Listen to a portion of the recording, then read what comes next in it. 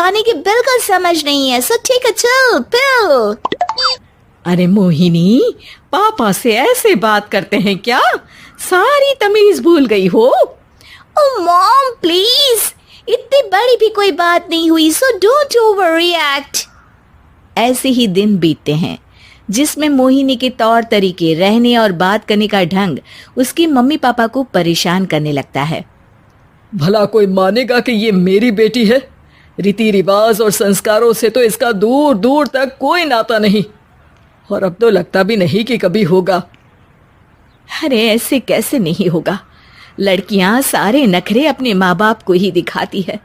ससुराल जाकर उन्हें सब कुछ करना भी पड़ता है और मानना भी। पत्नी की बात शास्त्री जी समझ जाते हैं और कुछ ही दिनों में अपने से भी ज्यादा धार्मिक परिवार में निखिल के साथ मोहिनी का रिश्ता पक्का कर देते हैं। रिश्ता तो पक्का कर दिया, पर यहाँ मोहिनी को कैसे मनाएंगे? शादी ब्याह के मामले में आटे में नमक जितना झूठ तो चलता है जी। इसी तरह एक के बाद एक तिकड़म लगाते हुए दोनों मिलकर मोहिनी को शादी के लिए तैयार कर लेते हैं और मोहिनी निखिल की शादी हो जाती है, जिसके अगले दिन से ही मोहिनी दोबारा अपने पूरे अवतार में शॉर्ट ड्रेस पहनकर घर में घूमने लगती है। बहू को ऐसे देख सास की आंखें फटी की फटी रह जाती हैं। अरे ये क्या बेशर्मी है, हमारे घर की लड़कियां जींस तक नहीं पहनती और तुम बहू होकर इतने छोटे कपड़े पहनकर पूरे घर में घूम रही हो। सीरियसली मॉम प्लीज, आप अपनी इस 80 के दशक वाली सोच में मुझे इंक्लूड मत करो। हाय तौबा, एक तो बेशर्मी दिखाती है, ऊपर से सास के साथ जुबान भी लड़ाती है। अरे जल्दी कपड़े बदल कर आ, घर की पहली आरती तुम्हें ही करनी है।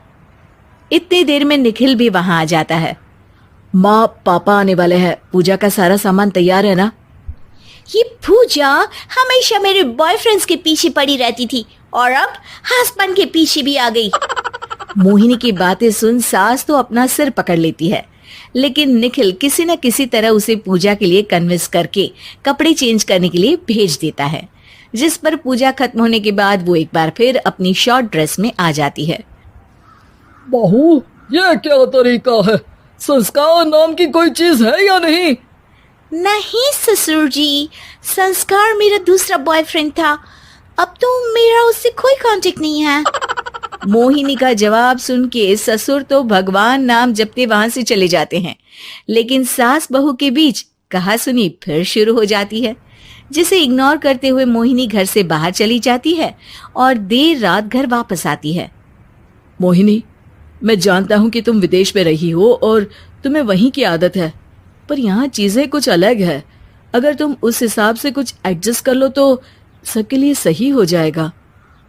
I am not in a lecture mood. Good night. अगली सुबह मोहिनी देर से उठकर एक बार फिर उसी तरह सबके सामने आती है, जिस पर उसकी सास कुछ बोले उससे पहले ही मोहिनी की दोस्त मोनिका और रेचल वहां आ जाती हैं। Oh hi darling, how are you? OMG, we missed you so much. I missed you too darling. Ram Ram, इन्होंने तो तुमसे भी छोटे कपड़े पहने हैं। अरे तुम लोगों के अंदर कोई शर्म लिहाज बाकी भी है या सब बेच खाई? मोहिनी, तुम्हारी मेड कुछ ज्यादा नहीं बोलती? इस पर मोहिनी की दोस्त उसकी सास का मजाक बनाने लगती है, जिसे सुन निखिल उन्हें जवाब देते हुए कड़वे शब्द सुना देता है और वो सुन के वो दोनों तो मुंह बनाए वहां से चली जाती है, लेकिन गुस्से से लाल मोहिनी वहीं खड़ी निखिल को घूरती रहती है। घूर क्या रही हो? तुमसे शादी की ये सोचकर कि विदेश में पढ़ी लिखी हो, घर में कोई पॉजिटिव चेंज लाओगी, अपनी करियर के लिए एम्बिशियस होगी, पर अपने इस बिहेवियर से उस पढ़ाई के साथ साथ अपने मम्मी पापा के नाम को भी डुबो रही हो। अगर तुम्हें ऐसे ही हाल रखना है तो यहाँ रहने की कोई जरूरत नहीं है। निखिल की बातें सुनकर मोहिनी रोते हुए घर छोड़कर अपनी मम्मी पापा के पास वापस आ जाती है। ससुराल में सब कुछ ठीक तो है? वो अपने आप को समझते क्या है? मोहिनी पर चिल्ला रहे? मैं क्यों उसके इशारों पर चलूं? मैं अपनी लाइफ अपने तरीके से जीना चाहती हूँ और वो ना आप लोगों को मंजूर था और ना ही उन्हें है। तुम यहाँ नहीं रह सकती। अपने पापा की बात सुन के मोहिनी हैरान रह जाती है। हाँ, तुमने बिल्कुल सही सुना। अगर तुम्हें अपने इस घमंड, बेशर्मी और बदतमीजी में ही जीना है तो तुम यहाँ भी नहीं रह सकती। बेटी, मैं मानता हूँ हमारे यहाँ रीति रिवाज बहुत मायने रखते हैं और हमने उन्हीं के ओवरडोज से बचाने के लिए तुम्हें विदेश भेजा था।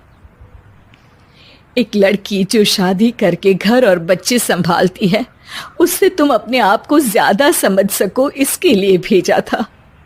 तुम उससे ज्यादा समझो और बनो, पर तुम तो किसी दूसरी ही ट्रेन में चढ़ गई बेटा। उसके मम्मी पापा बहुत देर तक मोहिनी को सारी बातें समझाते हैं, जिन्हें सुनकर मोहिनी को अपनी गलती का एहसास होता है। वो जॉब ज्वाइन कर लेती है और ससुराल वापस आकर उन्हें मॉडर्न बनाती है और खुद भी कुछ रिवाज सीखते हुए खुशी से रहने लगती है।